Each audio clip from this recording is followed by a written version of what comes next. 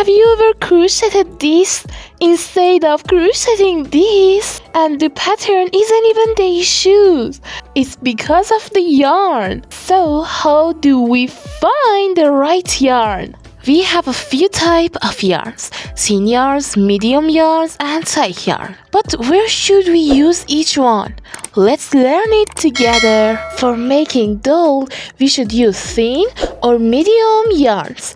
But how do we know which one to choose? This part depends a bit on your preference, and you also need to pay attention to the pattern you're using and the final result you want. For example, this doll I made with medium yarn, turned it out this size, but if I had made it with thin yarn, I might have become a half size or even much smaller. So for this, you need to pay attention to the size of your project.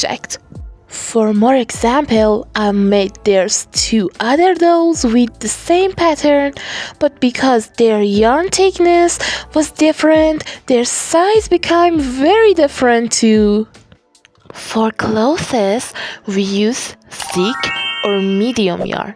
Again, this depends on your preference and the tutorial you're following. You can use medium yarn if the number of rows is high and the clothing size isn't that big, and you can use thick yarn if the number of rows is low and the clothing size is large. For example, if there are only 15 rows for the front of the clothing and the piece reaches your knees, you should use thick yarn. But there's one more question. What about using velvet yarn? Velvet yarn are one of those super cute type that work for almost everything.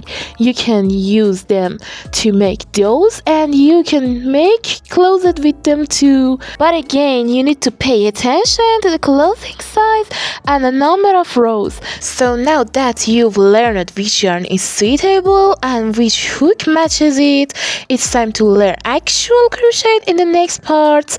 If you haven't watched the hook part yet, check that video to learn how to find the right hook too.